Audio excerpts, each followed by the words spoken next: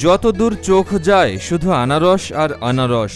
সারি সারি কাঁচা পাকা আনারস যে কারো চোখের প্রশান্তি এনে দেবে। চাহিদা এবং দাম বেশি থাকায় চাষিরা এ মৌসুমে লাভ নিয়ে বেশ আশাবাদী। দাম এখন মোটামুটি ভালো, 25, 30, 20, 35 এরকম বিক্রি হয়। টাঙ্গাইলের মধুপুর উপজেলাকে বলা হয় আনারসের রাজধানী। এই এলাকার আনারসের চাহিদা রয়েছে দেশ জুড়ে। টানা তাপদাহ ও গরমের কারণে এবছর আনারসের দাম বেড়েছে বলে জানান চাষিরা। দেশের বিভিন্ন স্থান থেকে আনারস ব্যবসায়ীরা মধুপুরে আসেন ক্ষেত থেকে আনারস কেনার জন্য। আমি আগে থেকে জানতাম যে জায়গাটা অনেক আনারসের জন্য বিখ্যাত এবং আনারস টেস্ট করার জন্য এখানে থামলাম। তা খেয়ে অনেক ভালো লাগলো। চাষিরা জানায় আনারস রোপণের 18 মাস পর পরিপক্ক হয়ে বাজারে বিক্রির উপযোগী হয়। চাষের শুরু থেকে বিক্রি পর্যন্ত প্রতিটি আনারস গাছে সব মিলিয়ে গড়ে 15 থেকে 20 টাকা খরচ হয় বলে দাবি করেন এই চাষের সঙ্গে জড়িতরা। পাইকারি কিংবা খুচরা বাজারে একটি আনারস 25 থেকে 30 টাকা বিক্রি হয়। একটা আনারস আপনার যখন মনে করেন যে বাইর হয় তখন থেকে নিয়ে পুরো 18 মাস পরে এটাকে বেচতে পারি আমরা।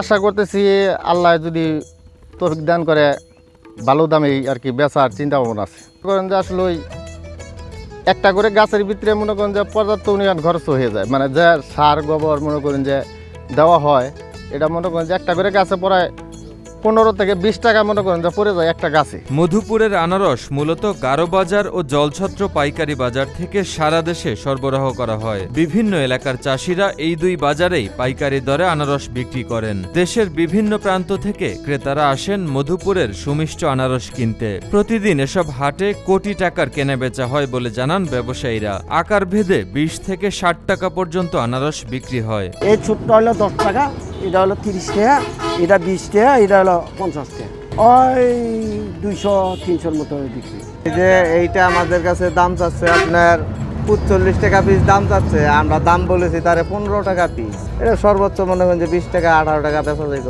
কিন্তু এটার প্রতি আমাদের লস আছে মনে করেন যে 10 টাকা।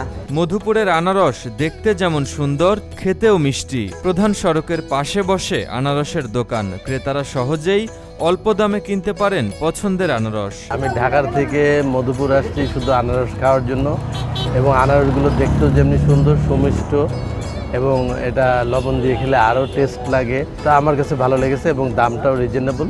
রাস্তার পাশে নিয়ে বসে আছে, ওপেন, আপনি যত খুশি তত নিতে পারেন, কিনেও নিতে পারেন, খেতেও পারেন।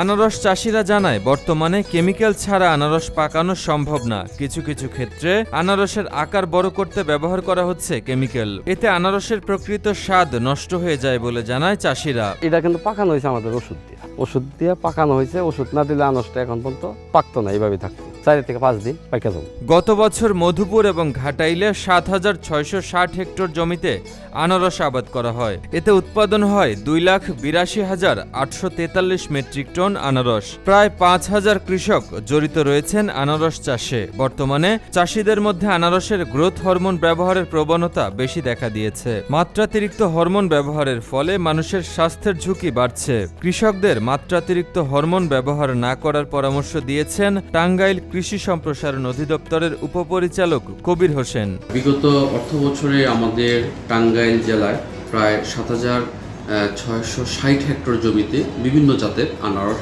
চাষ হয়। জাতগুলোর মধ্যে জায়ান্ট কিউ, হানি কুইন এবং সম্প্রতি MD2 জাতের আনারস খুবই ব্যাপকভাবে প্রচার এবং প্রসার লাভ করছে। এবং গতবার আমরা প্রায় 7,660 হেক্টর জমিতে আমরা আনারস চাষাবাদ করতে সক্ষম হয়েছি এবং প্রতি হেক্টর জমিতে আমরা প্রায় 37 মেট্রিক টন আনারস উৎপাদনে সক্ষম হয়েছি। সম্প্রতি কৃষকদের মধ্যে হরমোন ব্যবহার করার, গ্রোথ হরমোন ব্যবহার করে প্রবণতা দেখা দিচ্ছে। আমরা কৃষকদেরকে পরামর্শ দিচ্ছি সঠিক মাত্রায় যাতে গ্রোথ হরমোন বা রাইপেনিং হরমোন যাতে ব্যবহার করে। মাত্রাতিরিক্ত হরমোন ব্যবহারের কারণে অনেক সময় স্বাস্থ্য ঝুঁকি রয়েছে। সুতরাং আমরা কৃষকদেরকে পরামর্শ দিচ্ছি যাতে তারা মাত্রাতিরিক্ত হরমোন ব্যবহার না করে।